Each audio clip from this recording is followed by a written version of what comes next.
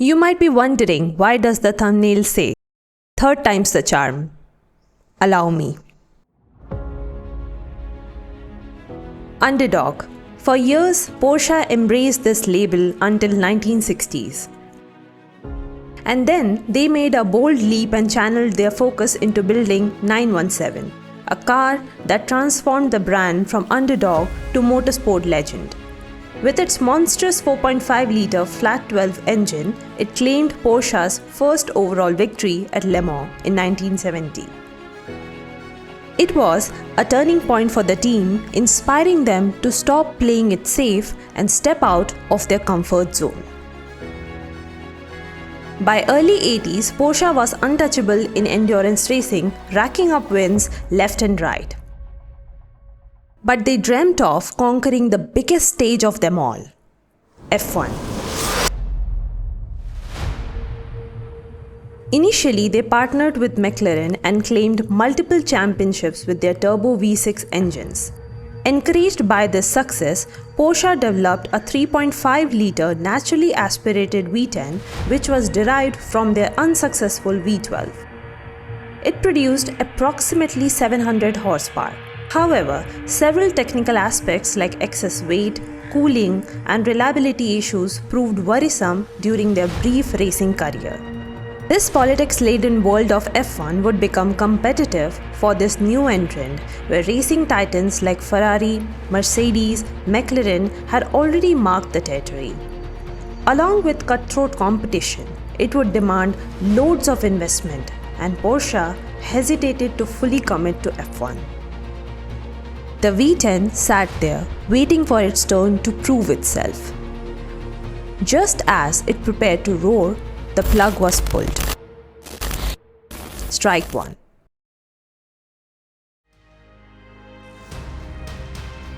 After this challenging venture, Porsche went back to doing what they did best: endurance racing. The V10 wasn't done writing its story. The engine that F1 rejected was about to find its true calling. Away from the F1 spotlight, Porsche transformed their 3.5-litre engine into a fire-breathing 5.5-litre monster for the LMP 2000 project. It remained a secret until a leak exposed it, prompting Porsche to deny its existence. The car was Norbert Singer's final masterpiece before his retirement, a last hurrah from the genius behind Porsche's endurance dominance.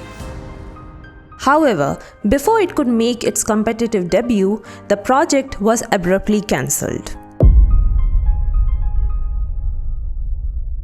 Rumors swirled.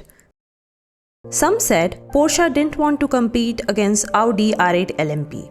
Others believed a behind-the-scenes agreement with Volkswagen forced Porsche to shift focus towards an SUV project, what would eventually become the Cayenne.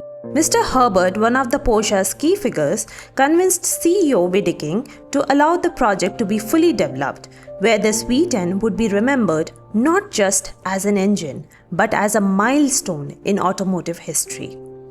The team got back to work, determined to finish what they started. But fate can be cruel to even the grandest of dreams.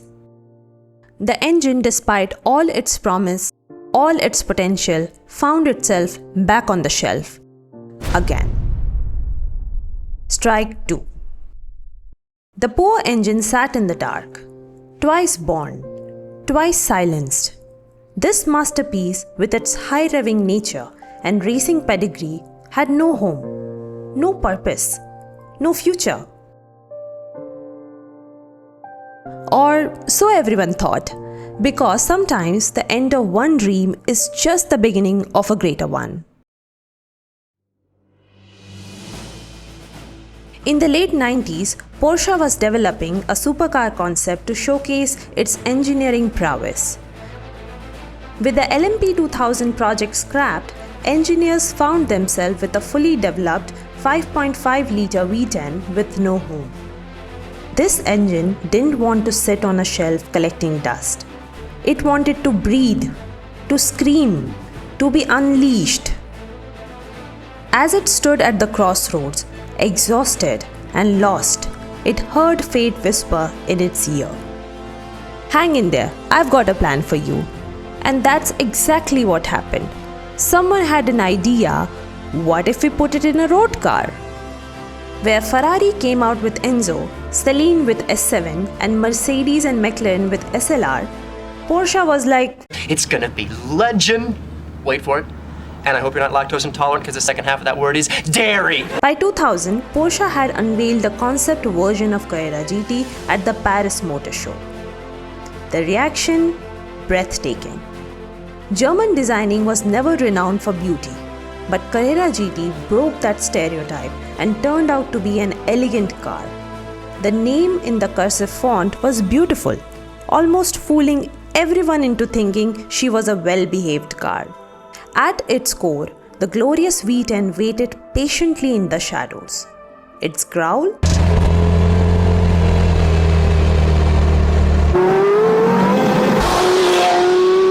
A declaration. Where in the car's world the concept are tuned down to production limits, its displacement was increased from 5.5 to 5.7 liters. To this day, it remains the biggest V10 ever developed by Porsche in their production lineup. The Carrera GT did not just have the heart of a race car. No. It was a twice beefed up race engine paving its way from the 1990s. Imagine that 603 horsepower on the rear axle, that too with no assists, not even ABS. Even Ferrari Enzo came with electronic assist. That begged the question, why to make such a car in the first place? To capture the essence of a Le Mans car. They wanted to make her as raw as they could. She is one of the finest examples of a race car which happens to be a road legal. It was a purist's dream come true. It was a driver's car. In a world increasingly dominated by electronic aids and digital interfaces, the Carrera GT stood defiant. No turbos, no automatic transmission, no compromise. It was Porsche's love letter to analog driving, a last dance with pure mechanical emotion before the digital age took hold. The carbon ceramic clutch and the snap oversteer humbled even seasoned drivers.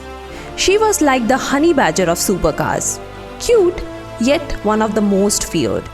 She demanded respect or she would bite.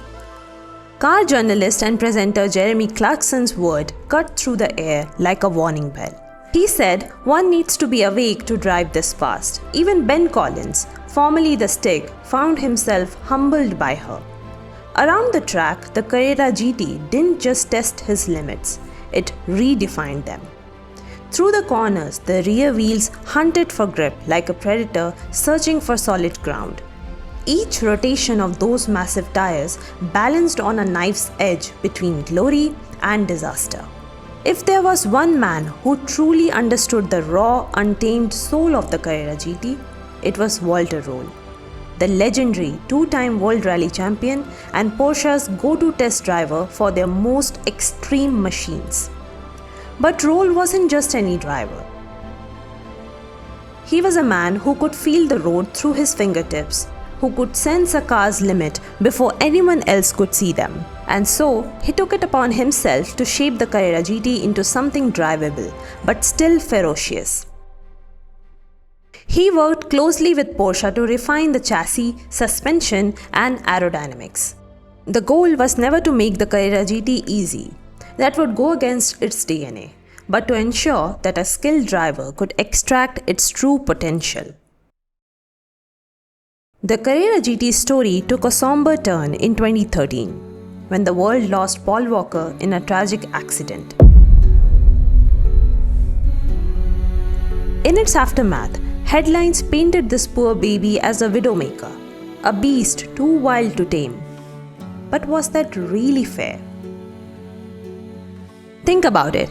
If you put your hand inside the crocodile's mouth and it bites it off, was it really the crocodile's fault?